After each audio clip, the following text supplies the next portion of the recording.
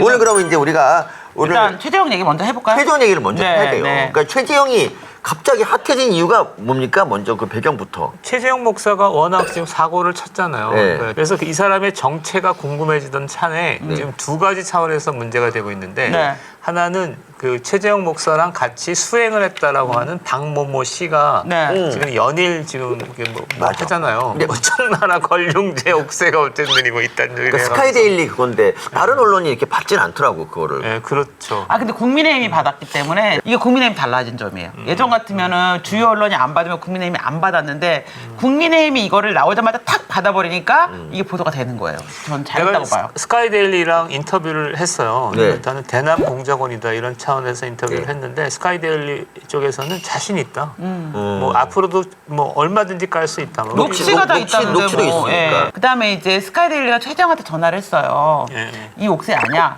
모른다 이렇게 된 거예요. 근데 나중에 이게 녹취 까지고 나서 너 모른다며 했더니 아 바빠서 그랬다. 이런 무슨 개소리야? 그러니까 어쨌든 저기 디올백에 이어서 대통령을 올가맬 그런 음모를 꾸미고 있었는데 그쵸. 그게 이제 둘이 싸우느라고 실행은 안 된 것 같아요. 제가 보기에. 네, 저게 옥새라고 하는 건데요. 저게 그 근데 저게 진품이야? 녹경님이 저거 짭 같다고 하셨고요. 샹그릴라님도 가짜라고 하셨고요. 루레이미님이 심지어 저거 당근에서 판다고 하셨습니다. 그래서 예, 민 대표님이 또 어쨌든 최재형 전문가니까 오늘 최재형에 대해서 이 인간이 얼마나 네. 개싸구려 인간인가 좀 설명을 해주시죠. 일단 최재형은 결론적으로 얘기하면 제가 보건대는 북한 공작원일 가능성이 큽니다. 네. 그러니까 이런 사람이 공작원이 아니면 공작원은 없는 거죠. 그리고 또 하나는 제 주변에 어떤 선배 하나가 전화를 해서 네. 그분도 이쪽의 전문가인데 저한테 최재형 씨에 대해서 쭉 본 바에 따르면 네. 자기가 볼 때 야 경우야 저 사람 저 새끼 저 공작원이다 그러더라고. 근데 그 근거를 지금부터 댈 텐데 세 가지를 근거를 댈 텐데요. 하나는 뭐냐면 너무 높은 사람을 만났어요. 북한에 한 5번 간 걸로 지금 얘기가 되고 있는데 그 중에서 자기 SNS에 올린 그 사진에 따르면 저 왼쪽 하단에 있는 사람이 맹경일이거든요. 맹경일. 맹경일. 통일전선부 부부장인데 네. 통일전선부란 건 한마디로 간첩도 하고 네. 네. 범민전 한민전 같은 것도 하고 남북 대화도 하는 거예요. 제 상부선이었어요. 제가 범민전이니까. 최재형이 민 대표님보다 더 높은 겁니까? 더 높은 사람이에요 지금. 아, 나는 저런 사람 만날 수가 없어 맹경이를. 근데 저 통일전선부가 우리나라로 치면 뭐 국정원 같은 거예요? 국정원하고 통일부를 합친 거. 그다음에 예. 2018년에 남북 회담을 하기 위해서 남쪽으로 내려오는 광경인데 네. 가운데 있는 사람이 맹경이고 맹경일이구나. 그 오른쪽 하단에 있는 사람이 리선권이에요. 이성권. 이성구는 뭐 하는 사람이에요? 리선권은 각종 남북 회담에서 그 탑이었잖아요. 아. 김영철, 이선권 이런 사람. 그래요. 지금 사진상으로 보면 그 사람보다 위에 있으면 위에 있었지. 여기도 최재형 그러네. 여기도 최재형 있나요? 아니 최재형 여기는 없지. 여기는 없어요. 남북 고위급 회담의 북측 대표단이고. 이 남북 고위급 회담이 옛날에 민경으로 석방하지 않으면 하지 않겠다고 했던 그 고위급 회담인가요? 그거보다 위죠. 그거보다 위. 그거보다 위죠. 그건 나는 장관급 회담에서 그런 거고 이건 고위급 회담이니까. 조금 실망이네요. 지금 민 대표님이 제일 높은 줄 알았는데 어떻게 보면 최재형보다 더 아래라니. 최재형보다 한참 아래라서. 우리가 이 유튜브를 해야 되는가? 자, 최재형을 모시고 오면 어떨까요, 우리가? 옥새도 좀 들고 오라 그러고. 그러면 이 사람이 어느 정도 높은 사람이냐를 볼 수 있는 건데 이게 최고인민회의 광경을 오. 사진 찍은 거예요. 그러니까 최고인민회의. 왼쪽 아래에 보면 최용해. 최영애. 최영애는 그야말로 최영애. 북한의 실세 중에 실세지. 그쵸. 그다음에 오른쪽 상단에 보면 이 사람이 맹경이래요. 맹경이. 그 사람이. 아까 그럼 최영애보다 더 높은 거야? 아니지. 최영애보다 낮은데 어. 어떻든 주석단이 이게 주석단이잖아. 거기에 같은 자리에 앉는 같은 레벨의 아. 사람이라는 거야. 그래서 무진장 높은 사람을 만났다. 이게 이 사람이 그러니까 이거 공작원이 아니면 만나줄 리가 없잖아. 만난 사람도 누굴 만난 거냐면 국정원 원장을 만난 건데. 그렇지. 그 북한에 가가지고 아무나 안 만나줘요. 근데 그거를 자기 그러니까 SNS에 올렸다는 게 공작원이 두 개의 공작원이 있어. 하나는 충성 맹세를 하고 비밀 엄수를 하고 내려오는 공작원들은 저런 사진을 안 찍겠지. 근데 지금 내가 얘기하는 공작원은 친북 인사야. 그러니까 북한과 관계가 좀 어설퍼. 근데 이 사람은 그러니까 남쪽에서 사람들을 설득하려면 김영환 같으면 당증을 내밀어야 돼. 조선노동당 당증이나 권총을 내민데 그게 없잖아. 그러면 이 사람은 자기 사진을 내미는 거야. 맹경이라고 찍은 사진을. 그렇게 될 가능성이 높지. 그러면 저게 어쨌든 예를 들면 옛날에 왜 김동식이 내려왔을 때 그 이인영이랑 그 우리나라 이 주사파 정치인들한테 다 만나자고 했잖아. 근데 그 사람들이 얘가 진짜 북한의 적자인지 아니면 국정원이 나를 떠보는 건지 몰라가지고 안 만나고 신고도 안 했잖아요. 근데 최재형 목사 같은 경우는 나를 만나주세요 하면서 이 사진을 딱 보내면 사람들이 거리낌이 없이 만나도 되겠구나 하고 만난다는 거잖아요. 근데 저기 제가 궁금한 건 그러니까 최재형은 미국인이죠, 국적이. 예. 그렇기 때문에 저런 북한 애들하고 사진을 찍어도 국가보안법하고 관계가 없는 건가요? 안 걸리죠. 예. 와, 진짜. 그게 그 두 번째 얘기가 되는 건데 진짜? 북한의 간첩을 사람들이 어떻게 생각하냐면 북한 사람이고 뭐 무전기를 들고 있고 그다음에 산에서 내려온다. 산에서 내려오고 그렇죠. 이렇게 생각하는데 요즘에는 훨씬 더 막 난수표 이렇게 하고. 그런 게 아니라 그냥 해외 침묵 인사가 간첩이에요. 간첩인 경우가 많아. 그다음에 두 번째는 그러니까 간첩이 만나더라도 우리나라 사람이 캄보디아나 하노이, 베트남에 룰루랄라 여행 목적으로 가가지고 거기 호텔에 들어가서 만나. 그래서 그 북한 공작원이랑 만나요. 그래서 그게 민주노총 간접단 사건이잖아. 해외 회의 있는데 가가지고 거기서 만난 거잖아요. 그래서 최재형의 대남 사업은 북한의 대남 국가가 맥을 같이 합니다. 무슨 얘기냐면 종교인인데 왜 이 사람을 간첩으로 몰고 가냐? 그게 아니고 최근 간첩들의 대남 공작원의 추세가 그냥 그런 거야. 해외 침묵 인사를 활용하는 거예요. 그러니까 그런 얘기를. 근데 이게 북한의 입장에서는 최재형은 굉장히 되게 쓸모가 있었을 것 같아요. 그렇죠. 왜냐하면 김건희 여사랑 어렸을 때 같은 동네 살았잖아. 그러니까 북한에 이건 얘기하기가 그런데 북한에서 가장 그러니까 해방 이후 가장 쓸모 있는 인사야. 누가 최재형이. 그러니까 영부인하고 아는 사이인데. 그렇지. 영부인하고 아는 사이인데 그리고 최재형 씨가 저렇게까지 노골적으로 공작을 했을 때는 북한의 자극, 북한의 어떤 추동 이런 게 있었을 거로 난 봐. 그게 없었으면 저렇게 안 된다고. 그리고 이거 북한에서 찍은 사진인데 제가 주목하는 거는 뭐냐면 이 과정에서 혼자 다니잖아요. 그 다음에 이 사람의 누가 다녀? 둘이 다니는데요? 아니 이건 북한 관리고. 아니 북한에 가서 저렇게 혼자 다닐 수 있어요? 그렇지. 혼자 다닐 수 없어요. 무슨 말인가요? 그러니까 관광을 갔다면 우리나라 그 무슨 베트남 관광객처럼 이렇게 때로 다닌다고. 네. 그 다음에 두 번째는 저 사람 한 사람이 지금 약간 안내 역할을 하잖아요. 저렇게 안내원이 따라 붙일 수 있게 쉽지 않잖아요. 그러네. 그게 최고위급 관리예요. 그러네. 최고 대접을 받는 건데 이런 사진이 한두 장이 아니야. 쫙 나와. 그러니까 종교시설, 뭐 농촌 마을 돌아보고 이럴 때, 혁명 열사랑 보고 이럴 때 계속 이렇게 에스코트를 해줘요. 북한에서는 어쨌든 약간 최고급 그렇지. 그 대우를 해줬구나. 하여튼 이해가 여전히 안 되는데 저는 저런 애가 왔다 갔다 하고 우리나라 입국할 때마다 뭔가 국정원이 정보에 들어서고 뭐 이게 정상 아닌가요? 왜 저런 애가 대통령 영부인한테 갔는데도 우리가 전혀 모르고 있고 막 그러지? 이게 2000년대 초반까지는 유지가 된 것 같은데 아까 선생님이 누군가 북한에 갔다가 한국에 들어오면 조사가 들어가. 그리고 탐문을 하고 하는데 지금은 그게 다 무너졌죠. 문재인 정부 때 그게 깨졌구나. 무너졌죠.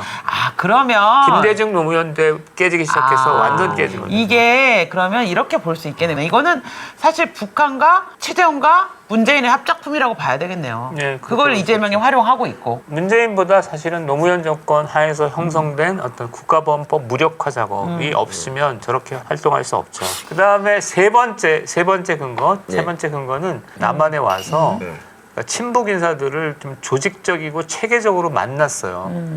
이 아저씨가 지금 40대 행적이 불투명하다라고 했고 62년생이고 그다음에 2010년대 50세가 되는 해 때부터 본격적으로 활동을 하는데 민족통신 편집위원이라고 있잖아요. 이걸 기억해 두시고 통일뉴스를 기억해 두시고. 통일뉴스는 뭐? 통일뉴스는 옛날에 그 간첩 보좌관 잡았을 때 윤미향 보좌관 걔가 저기 통일뉴스 기자였어요.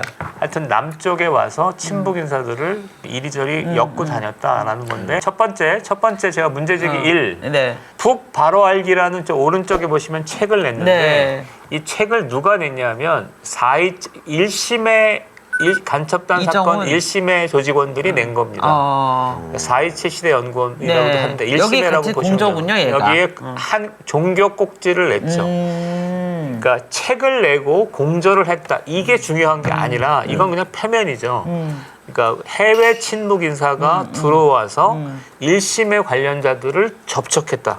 이게 중요한 거죠. 항상. 1심의 사건에 김재남이 있어요. 아, 맞아. 근데 그때 노무현 정부에서 김재남을 되게 중용을 했잖아요.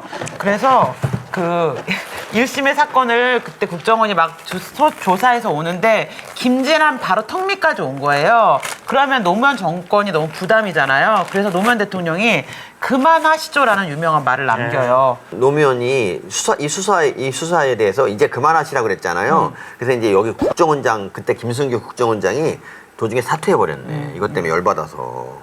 그래서 세상에 어떻게 대통령이 간첩 수사를 이제 그만하라고. 근데 문제는 그러면 김재남이 그다음부터 가만히 있었냐? 문재인 정부 때 원자력 안전재단으로 가면서 그러니까. 실제로 원자력이면 핵무기 관련된 거잖아. 그 모든 정보를 얘가 다 보고 있었다는 게 너무 끔찍한 그러니까 일이지. 거기서 끝내야 되는데 이 친구들은 정말 확신범이야. 그러니까. 이건 좀 부담되는데 4.27 시대 연구원이라는 게 있어요. 네. 그러니까 4.27이라는 게 뭐냐면 2018년에 김정은하고 문재인, 김정은이 만나서 한 네. 4.27 선언이 네네. 주사파의 관점에선 시대를 획기짓는 그런 선언이기 때문에 6.15 선언보다 이게 더 중요하다고 보는군요. 그렇게 보는 거죠. 코인 이름에도 4.27이 들어가지 않나? APP 4.27이 아태협이라고 이재명 밑에서 선거운동했던 애들이 만든 게 거기도 APP 4.27. 그 4.27 사실입니다. 네. 지금 몇 사람만 소개해드리면 네. 맨 아래쪽에 가운데 계신 한충목 선생이고 한충목 씨는 범민련의 산 증인이죠.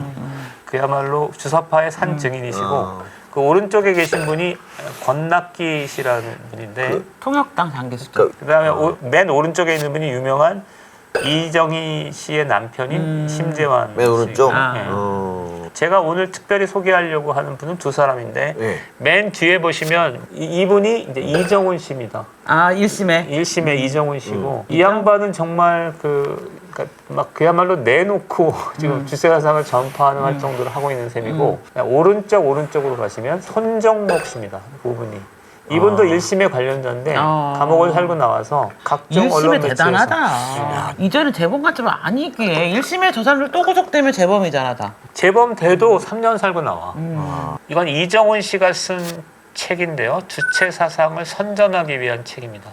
보통 주체 사상은 내부 교양용으로 쓰는 건데 이걸 대중 서적으로 출판을 해서 저걸 지금 우리나라에 주체사상. 팔았어요? 팔았어요. 금서가 아니에요? 하여튼 팔았어요. 내가 사서 볼까 해야지. 이게 마이클 장입니다. 마이클 장이 해외 추방 7년, 그러니까 징역을 7년 살고 나가고 그다음에 추방 7년 된 뒤에 이제 국내에 들어오면서 인터넷 신문하고 담화를 하는 장면인데요. 이게 좀 그렇죠. 근데 통일뉴스 관련인데 통일뉴스는 어떤 역할을 주로 하냐면 연세대학교 주사파 통일운동권들이 이제 네. 주로 만든 조직인데 저도 거기 소속이었습니다. 통일뉴스가 워낙 사람들을 널리 이렇게 좀 규합하는 허브 같은 역할을 했기 때문에 이 사람 저 사람 이렇게 그 기고도 실어주고 방북기도 실어주는데 평양에서 서울로 카톡을 띄우다라는 최재형 목사의 남북 사회통합운동 방북기를 13이잖아요. 그러니까 13개 연재를 한 거예요. 근데 개소리인 게 평양 사람들 카톡 못 써. 자, 이 사진은 뭐냐면 최재형 씨가 민가협 집회에 나가서 연설하는 장면인데 민가협. 예. 제가 두 가지 이유 때문에 기본의 이 사진을 기본. 소개한 겁니다. 하나는 최재형 씨가 남쪽에 와서 매우 많은 곳을 돌아다녔다. 이게 하나고 두 번째는 이 사진이 게재된 게 통일뉴스예요. 항상 그게 중요하다고 그랬잖아요. 책을 쓴 게 중요한 게 아니라 책을 쓰면서 누구랑 만났는가가 중요하다. 그러니까 여기서도 최재형 씨가 뭐 민가협 어머님들 만나는 거야 뭐 별게 아닌데 민가협 어머님들을 만나는 거를 빙자해서 통일뉴스랑 접촉을 한 거예요. 저것도 약간의 일종의 공작 사업이었다고 그렇죠, 보는 공작 거네. 그러니까 나도 여러 차례 이런 사람들을 만났거든요. 근데 그냥 가는 게 아니에요. 그러니까 내가 북에서 어떤 메시지를 가지고 와. 그럼 북한에 가서 통일뉴스에 가봤더니 통일뉴스라는 그게 간첩단 사건의 지령하고 보고의 핵심이야. 이거는 북한에 있을 때 김동기 씨를 만난 거죠. 역시 중요한 그 거는 비전황 장기수를 우리가 한번 북으로 송환했잖아요. 그때 송환된 장기수군요. 네, 아 그럼 여기가 북한이에요 지금? 네. 북한입니다. 아, 북한에서 사진을 찍어서 어디를 통해서 게재를 한 거냐면 통일뉴스를 통해 게재한 거야. 그러니까 통일뉴스가 중요한 겁니다. 그거를 보고 남한에 있는 주사파들은 이 사람이 뭐라고 얘기하면 안심하고 신뢰해 준 거잖아요. 그렇죠. 그렇게 볼 수도 있죠. 나는 판문점 선언 후 왜 첫 국보법 위반 혐의자가 되었느냐. 최재형이 쓴 거네. 예, 최재형 본인이 통일뉴스에 기고한 글인데 특별기고 4. 2018년에 한번 국가보안법으로 위반 혐의로 저기를 받아요. 이거는 이제 북쪽에 있을 때 북한 우표를 갖고 한 사진이고요. 근데 그걸 왜 우리나라라 그래? 그러네. 근데 저는 내가 국민의힘 의원이 이거 갖고 지랄해야 되겠는데 너 왜 북한에 가서 북한 우표를 보고 우리나라라고 했니? 라고 물어봤어야지. 예. 전반적으로 국힘 의원들의 지리 수준이 낮았던 거지. 예, 좀 그렇죠. 최재형에 대한 공부 정도가 좀 약했던 것 예, 같더라고요. 그렇죠. 예. 이 사람들이 5만 등인데 다 왔다 갔다 하는데 2024년 4월 24일이니까 얼마 안 됐잖아요. 그치. 노무현 시민센터에도 가고 총선 이후야. 최재형 목사와 함께하는 조선 소설책 출간 기념회를 했다. 아, 저 간첩을 통일운동가라고 나는 이 새끼들 진짜 나쁜 게 이때가 디올백 사건 터지고 최재형이 진짜 개쓰레기라는 게 다 밝혀진 상태인데 얘를 불러다가 이런 짓을 했다는 게 이게 제정신이야? 노무현 약간 시민센터. 지금 후원해달라 그러면서 조선 소설책을 이제 사라 그러잖아. 이거 사줬을 저것도 거 아니야. 북한 책이잖아. 그렇지. 이 사진은 이것도 이제 민변통일위원회인데요. 민변통일위원회가 국가보안법 관련해서는 무진장 그쵸, 중요한 그쵸, 조직입니다. 그쵸. 왜 그러냐면 국가보안법 개판을 지연시키는데 획기적인 영향력을 미치는 사람들이라서 그러니까 5만 군데 다 돌아다녔다. 그중에 그러네, 민변통일위원회도 진짜. 갔다. 그러네. 이런 거고. 근데 남북을 오거니 오작교냐 오작교. 그러네. 나의 별명이 오작교였어. 네? 내가 오작교였어요. 그래서 머리가 벗겨진 거야? 경유랑 친구 하도 밟아가지고.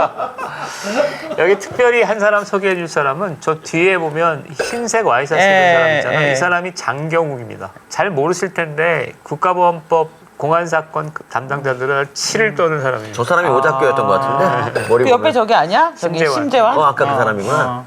정말 이렇게 휘젓고 다니는데 우리가 아무도 몰랐구나. 진짜. 그렇지. 이게 국정원의 정보 기능이 약화되면서 생긴 문제인 거잖아요. 원래 이 정도 침묵이면 사실 우리나라를 돌아다니면 그 행적이 다 국정원에 캐치가 됐어야 되거든. 우리나라 그런 나라였는데. 아니, 통일뉴스는 그냥 이렇게 계속 운영할 수 있는 겁니까 우리나라에서? 국가보안법 적용 안 받습니까? 그러니까. 걔네들? 이해가 안 가요. 아까 나도. 뭘 봐도 정말 이해가 안 가는데. 그다음에 통일 TV 얘기를 이제 할 텐데요. 통일 TV에서는 저 왼쪽 맨 앞줄 왼쪽 세 번째 보면 이게 최재형입니다. 그러네요. 왼쪽 오른쪽으로 가다면 권영길 권영길 선- 쪽이네.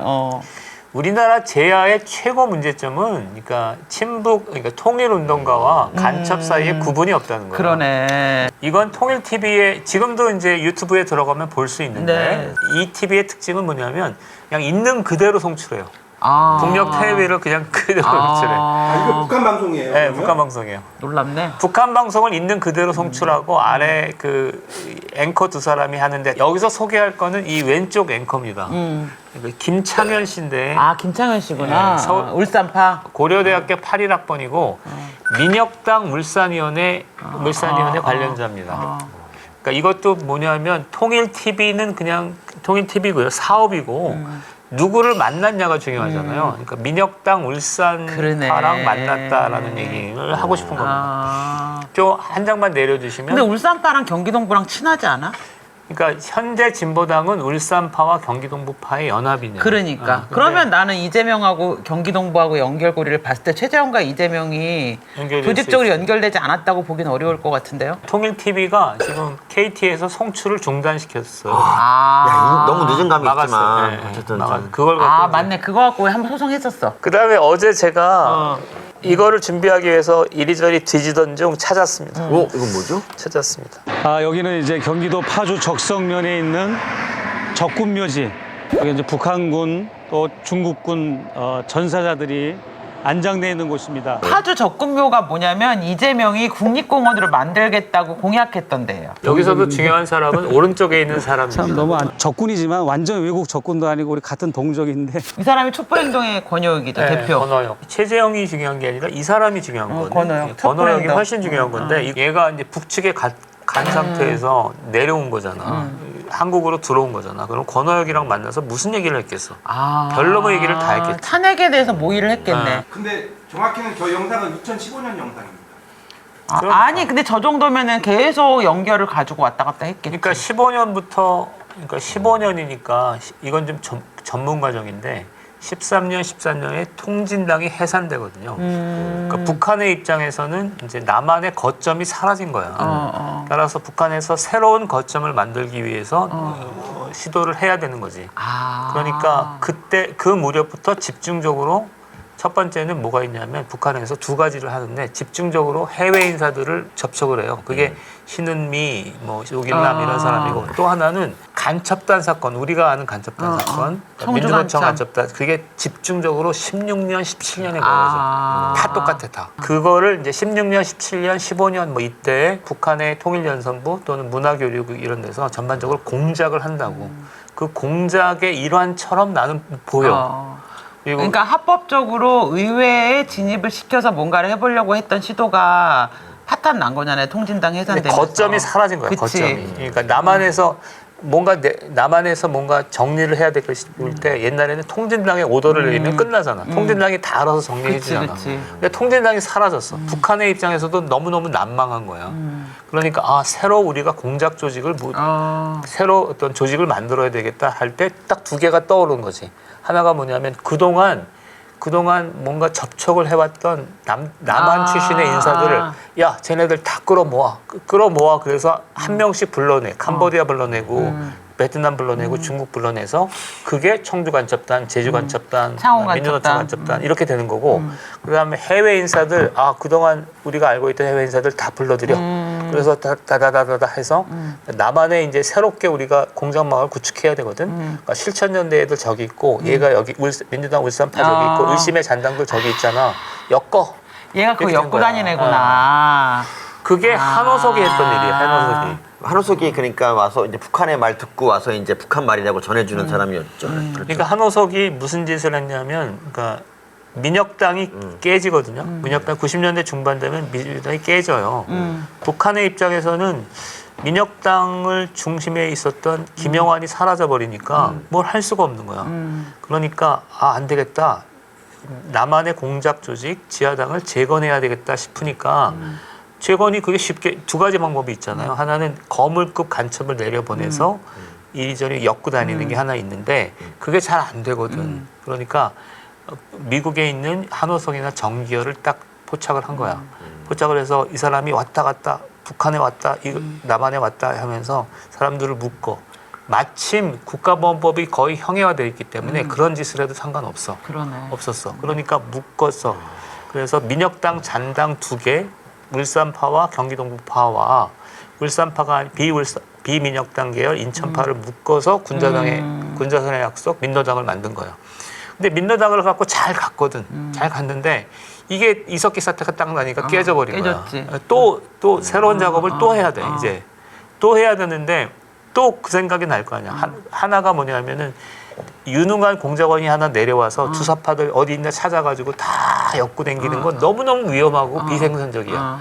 그러니까 두 가지를 한다고. 하나는 그동안에 남북 교류 과정에서 알고 지내던 사람들 많거든. 석건호 공소장을 보니까 2000년부터 알고 지냈대. 난 무슨 말인지 알 것 같아. 2000년부터 알고 지냈는데 왜 2015년, 16년에 접촉을 하냐고. 그러니까 그 한 10년간은 그냥 보고 있었던 거고 굳이 필요가 없었던 거야. 근데 2016 그렇게 되니까 일단 묶어 이렇게 된 거고 그다음에 제2의 한호석이 누구냐? 그럴 때 최재형이 떠오른 거지. 최재형이 들어와서 막 묶고 다니는 거야. 심지어 목사니까 쟤는 더 활용 가치가 높았겠지. 저 촛불행동에도 이게 관계가 있나요? 저 맨 오른쪽에 있는 사람이 권호혁입니다. 예, 그다음에 이 친구는 맨 오른쪽에 있어서 약간 주변부 인물처럼 보이지만 촛불행동 전체를 대표죠. 관장하고 대표하는 사람입니다. 이번 촛불 100만 청원의 주인공이 쟤네들이죠, 그죠? 또 이런 인간들이 하는 짓인지도 모르고 이제 무식한 애들이 100만 명이 넘게 여기 이제 청원에 동의하면서 그렇지. 이 난리가 벌어진 거네요. 근데 그러니까 자기도 모르게 북한의 지령에 따라 움직이고 있다니까. 그러니까 정말 이게 너무 지금 지역적- 우리나라 개딸들이 그래요. 본인들이 인지해야 돼. 내가 김정은의 지령을 따라 움직이고 있다는 걸 인지를 못해. 내가 너무 안타까워. 그러니까 민경호 대표님 한 말이 맞아. 우리가 학생운동이라고 민주화운동이라고 존나 했는데 알고 봤더니 북한한테 갖고 논 거다. 우리를 갖고 논 거다. 그게 딱 맞는 말이야. 근데 혹시 저런 저기 주사파들이 문재인 정권 때는 저렇게 뭐 문재인 주탄하고 이런 짓을 한 번도 안 한 거죠? 그렇게 할 일이 뭐가 있어. 거의 안 했죠. 거의 안 했지. 안 했죠. 그러니까 큰아버지 잘한- 밑에 작은아버지인데 문재인님. 잘한다 한 거죠 그냥. 아. 근데 작은아버지는 문재인인데 작은엄마는 김혜경이다? 하긴 그래. 김정숙은 작은 엄마라고 하기 너무 커. 그래. 어쨌든 지금까지 보면 정말 그럼 최재형 결론이 어떻게 되는 건가요? 제가 볼 때는 그러니까 저는 대남 공작원일 가능성이 높다고 생각합니다. 그렇기 때문에 저는 적절하게 공안기관이 개입을 해서 그러니까 이적성, 국가보안법 위반 이런 것들을 조사해야 된다고 봐요. 근데 이제 뭐 이미 쟤네들은 디올백으로, 그러니까 쟤는 디올백 사건으로 영웅이 돼 있기 때문에 쟤를 뭐 국가법을 조사하는 게 쉽지가 않을 것 같아. 아니 그게 여론에 따라 좀 다를 것 같아요. 그러니까 여론이 지금 일단은 지난번에 두 가지 사건이 터지면서 하나가 그 옥새 문제가 터지고 두 번째는 이런 뭐랄까 국가보안법 이런 문제가 이제 거론되기 시작하면서 어쨌든 간에 그 일방적인 수세 국면에서 약간 만회하는 게 있잖아요. 그리고 전체적으로 대통령 탄핵 국면도 약간 소강 상태로 가는 게 있기 때문에 제가 볼 때는 국민의힘이 이걸 갖고 반격을 하는 건 매우 좋은 일이고 그리고 전체적으로 탄핵이 어쨌느니 뭐 이런 국면을 지켜보면서 여론전을 좀 해둘 필요가 있는 것 같아요. 이제는 워낙 밀렸기 때문에 워낙 일방적으로 밀린 상태였기 때문에 손해볼 게 전혀 없는 것 같은데. 그렇지. 반격의 시간이지.